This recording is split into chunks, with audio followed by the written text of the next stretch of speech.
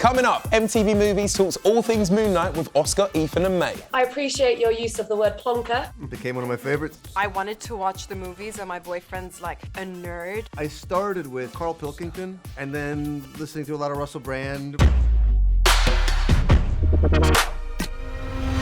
Salam alaikum and welcome to MTV Movies. I'm Hanna Flint, and with me, our night in, I'm gonna go with polyester armour. It's Tyler West. It's actually 100% cotton. Anyway, we are so excited to be deep diving into Marvel's latest creation. But first things first, Hannah caught up with the cast of the show, so let's see how they got on. Hi Oscar, hi Ethan. Hello. As a Londoner, I appreciate your use of the word plonker. It became one of my favorites. Were there any particular inspirations for it? There was a mix of stuff. You know, one of the best parts of it was our crew.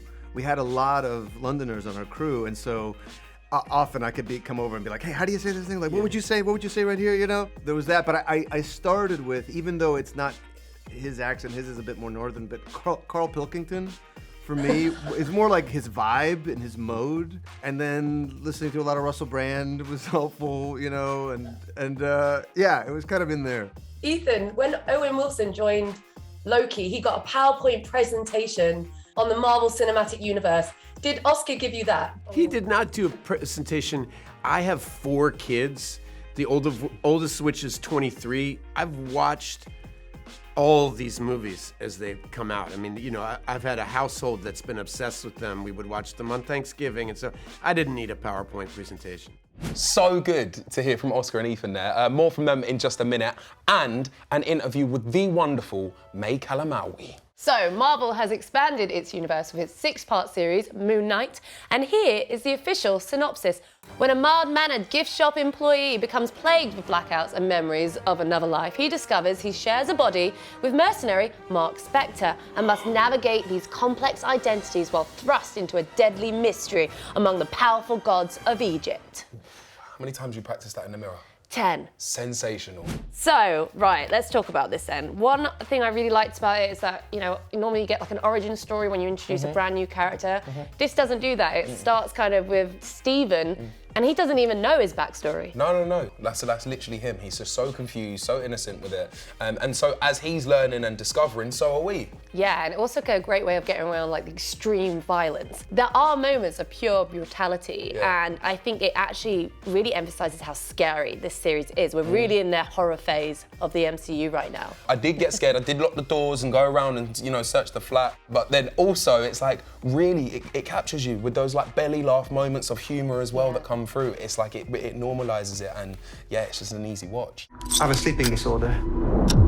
I can't tell the difference between my waking life and dreams. Let's talk about mental health. Mark has dissociative identity disorder. We've seen in, you know, series like Legion, we've seen in the movie Split, we've seen how it's been manifest in very different ways. So how did you feel it did? I love the way that they handled it, but especially like there's this big taboo when it comes around to like mental health and stuff like that, and I think that it just immediately made it relatable on another scale. Like, it's the fact that, you know, a young kid could go and watch this and feel like, oh well, I've had a tough upbringing, I can relate to it, like having like experiences of the past and stuff like that, and feeling like it's shaping your character, but then actually flipping it on its head and going, your past doesn't define where you end up. And I think that's one of the beautiful things that they've been able to do with Moon Knight, man. Like, he's come through and it's like, it's this identity disorder, which is actually turned him into this hero, this Egyptian god, which is like such a good way to think about it. Like, anything that you're struggling with, flip it round and use it to fuel you to where you're gonna go. And Moon Knight does that. Yeah, mental health is a very big theme of this series, and I think it's done it pretty well so far from what we've seen. Also, let's talk about the Cockney accent in the room. He did good. The boy did good. Did he do good? I think he understood the assignment. When he started talking, I thought, rah, did I see you down at Brixton Market the other day? That's genuinely the level I was like, yeah, you did it clear cut. I mean, it is a bit Paul Rudd in Forgetting Sarah Marshall going, you sound like you're from London, mate. Here's more from Hannah, Oscar and Ethan. My favourite kind of threesome. Whoa there. Oh, gosh. Oscar, your character is dealing with dissociative identity disorder. I suppose, would you say Moon Knight might have a more compassionate representation of it? So in this, it was important to connect emotionally with what it feels like to be dealing with this disorder, and also recognize that it's not just this dark thing, it's also an incredible method of survival that, because this usually happens at a very young age, 4 or 5 years old, having to survive extreme, prolonged abuse, that the brain can do this thing in order to survive, which it fractures its own self and creates alters and personalities that know nothing about the abuse in order to survive. I mean, it's an incredible thing, and that they can even have different blood types, it's a whole new organism that the brain can create in order to survive trauma and abuse. And I think that's just it's an incredible thing. And so we do try to tell that story as well. Yeah, and also I feel like Hollywood has quite a torrid history of Orientalism, often having like Egyptian stories, Egyptian mythology, but having white faces in it. I suppose working with Mohammed Diab, how important was that for you guys to be involved in something that felt far more authentic than we're used to? Well, I mean, for me, that after I kind of got a handle on Stephen Grant first, and then Kevin said that this is the director that we're looking for, which I just thought was genius. I mean, he's made these highly political Egyptian films on very small budgets that are just so powerful. And when I talked to him and talked to his wife, Sarah, and really saw what he wanted to bring as far as authenticity, but even more so, the nature of his filmmaking, which I think is even more of, it's even more special, because it's not just that he happens to know more about ancient Egypt or culturally what's happening, but the actual language of the way he tells a story is very different from a Western way of telling it. And I had seen Mohammed's films and was actually actively working on a film with him that he had to drop out of to direct this. So I wanted to work with him irregardless of what we were doing.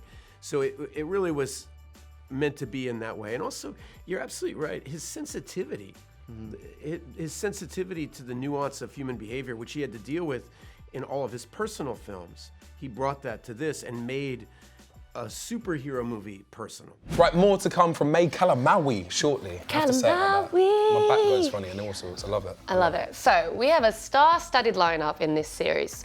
Tyler, who shone for you? Let's talk about the big main guy. I feel like he shone like a moon. So Oscar Isaac is just, for me, that is what acting is. Like, he absolutely smashed it. To be able to play like two quite binary opposite characters, he just brings it to life, man. I don't know who else would play it. He is amazing. I've just been such a fan his entire career. Even though obviously the accent is kind of a bit off, you know why it's supposed to be a little bit not quite on, because that's part of the character of it. But even as Mark, it's kind of this very, I don't know, kind of, there's a sadness, there's such a melancholy in his performance. I loved it. And he's got Ethan Hawke in the cast, who I just think, there's something about what he brings to this character and makes him a bit more like this cult leader. Like, there's something really dark and ominous about someone who's just this regular guy. Because it's like, it could be anyone. We have these people anyway, kind of manipulating people into believing that they can have something great, but then end up using them. Who else stood out for you? Donna.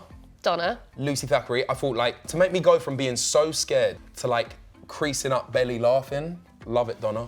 I love it. She's like one of my favourite characters. Well, I think for me, who stood out is May, because as an Arab girl, seeing some Arab girl representation was amazing. Now, the character was originally written, it's called Maureen, and so she's a white woman, and so to have her kind of transposed into the body of an actual person who's representative of the area, Egyptian-Palestinian woman who we've seen in Rami, like, it just adds an extra sense of authenticity to this story, where it isn't just like, hey, we're Hollywood, we're gonna use Egypt as a backdrop to tell white stories. Facts. Let's actually give people from that region who represent that region a time in the limelight, and she smashed it. Yeah, let me ask, how'd that make you feel when you see her pop up on screen? It made me feel like, it just filled me with so much joy, because normally when you see Arab people, they're either wearing a hijab or terrorists, right? That's about it. So to see her in this kind of Lara Croft, bossing it. So often you have like female sidekicks that are in these films and they constantly need to be saved by like the man in the room. Don't need to happen out here. She saves herself a significant amount, and she also saves Mark on a few occasions.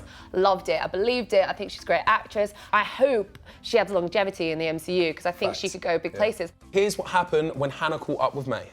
I'm so excited to speak to you, because as like Tunisian girl, I'm so happy to see the North African representation. Good. I'd love to know the conversations that you had to make this Layla your own and someone who is from the region that we're spending a lot of time in as well? It was difficult. Like I was like, I don't know an Arab woman who's been in that situation that I can like pull from. And well, naturally I'm Arab. Like so we know a lot of the conditions that we've been raised by and how we might react to things. And when you take that with an assertive side and someone who is physical and kind of throws herself into things, I was like, who is this person, But I took it day by day and I allowed the role to be revealed to me. I mean, it was like 2 months in and I'm like, I don't know who she is. And then one day, like 4 months in, I'm like, I know who she is now. Were you a big Marvel fan beforehand, or did you have to get like a crash course in the Marvel Cinematic Universe so you could understand where we're at right now? Yeah, coincidentally, it was COVID and I wanted to watch the movies and my boyfriend's like a nerd and he's like, let's watch them in chronological order of story. So we did all of that, and then weirdly enough, I got the audition at the end of watching all of them. I can't say I'm like, I know everything, but it definitely helps to understand the tone. Egypt has often been used as a backdrop by Hollywood. Yeah. Very Orientalist. But I like the way there's this really nice balance with the mythology and modernity. And I suppose you seeing on set, was that kind of amazing to see and kind of felt really great for that sort of representation? It wasn't just kind of the typified way that you see this like kind of Arab country. It was a gift because we had full-on sets. They weren't green screen. There was green screen, but a lot of the sets were built. And as an actor and as an Egyptian, like I was so proud because I got to work off of it, and I was like, I can't believe I'm from a place that has this sort of mythology. And I hope that I want the world to see Egypt in this authentic way. And like rich history, but I also want everyone in the Middle East to feel proud as well and get a bit more curious. Right, well, make sure that you leave your comments down below. Let us know what you think of the series so far. Like the video and do not forget to subscribe for more. That's all from us. We'll see you next time. Are they with you? I don't know. What's going on, bro?